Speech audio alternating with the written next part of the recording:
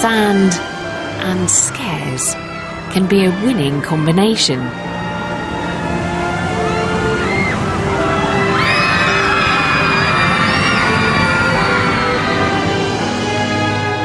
Further south at Sefton Sands, they have their own thrill rides. Then big long beaches give way to a big, bold city. Liverpool. The Mersey might be muddy, but where there's muck, there's brass. Or maybe iron, an iron ship, as Mark's about to find out.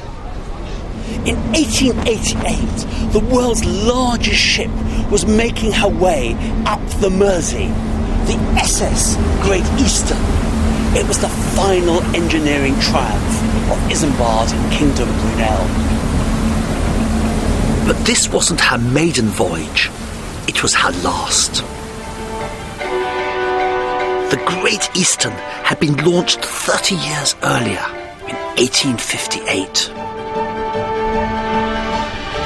Built for non-stop travel to Australia, she was nearly twice the length of any other ship, the largest movable thing men had ever made.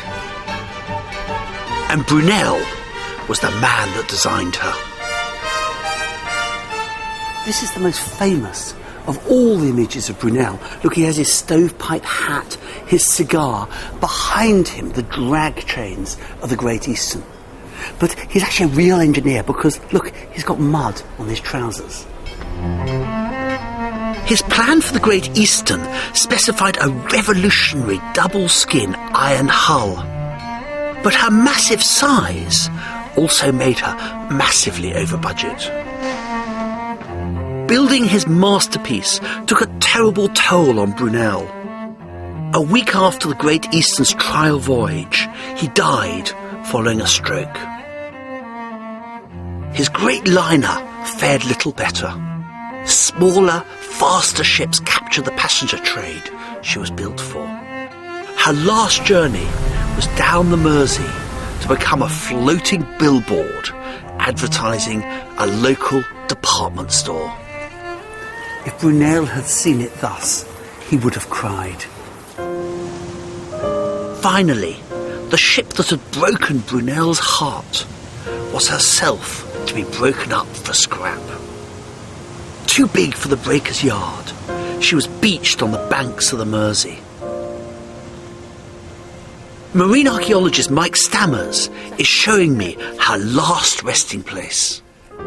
So, this is a contemporary photograph? Yes, of the Great Eastern on New Ferry Beach. Yes, I mean, she's looking at an angle, isn't she? Yes, and we're standing right near the bow. What just Yeah, two tiny little people looking up at this towering bow. Would have been right up there. Yeah, right up into the sky, blocking out the skyline behind.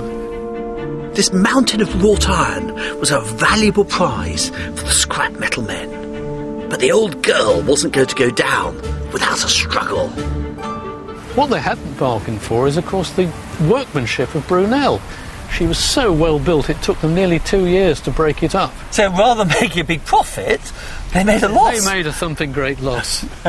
And of course, I believe the actual process of breaking her up must have been terribly hard work. Oh yes, because they had no oxyacetylene in those days. It was a case of sledgehammers and cold chisels and a great big iron wrecking ball that they dropped onto the plates and hoped to smash them apart.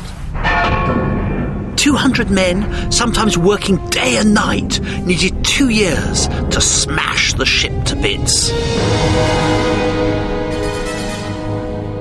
Surely some scrap must have sunk down into the silt.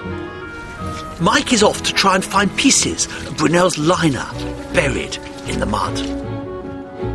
But I'm going downriver to where they're still breaking up ships. I want to see how things have moved on in the 120 years since the Great Eastern was battered to death near here.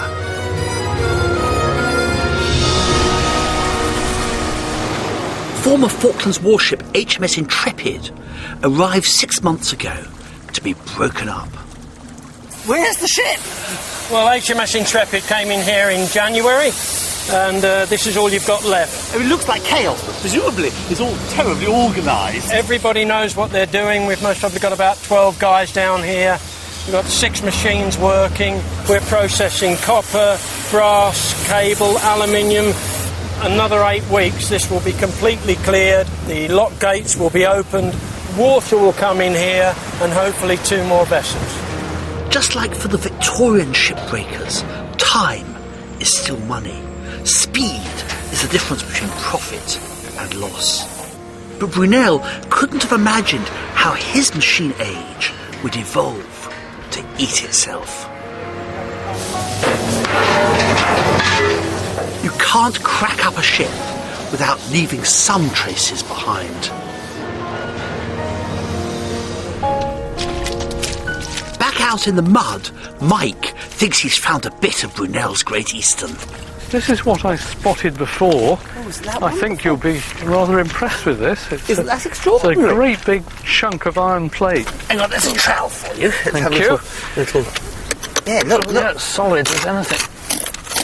How do you actually know this is the Great Eastern? Well, Great Eastern was built of very, very thick plate, either 3/4 of an inch or an inch thick. So if we get the calipers, that looks pretty good. Look at that. That's nearly an inch thick. Nearly an inch. 15/16. So that's a good indicator. It looks as if it's running through to there. So if I try the other end, looks like bits of rivet here as well. Oh, look at those. Oh, You just come. Look, I can just lift it out with my truck. I've got my own rivets here as well. Yeah. Great Eastern revealed.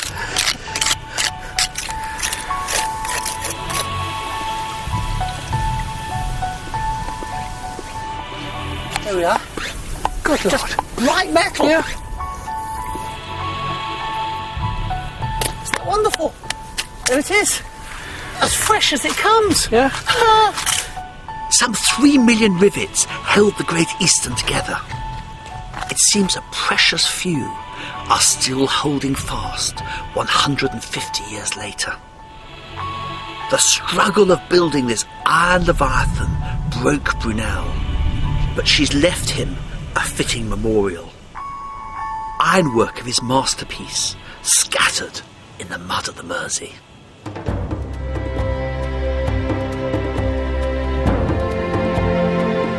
In 1850, the metal merchants of the Mersey cast iron parts for a mighty machine. And at the centre of the Irish Sea, out on the Isle of Man, it's still spinning.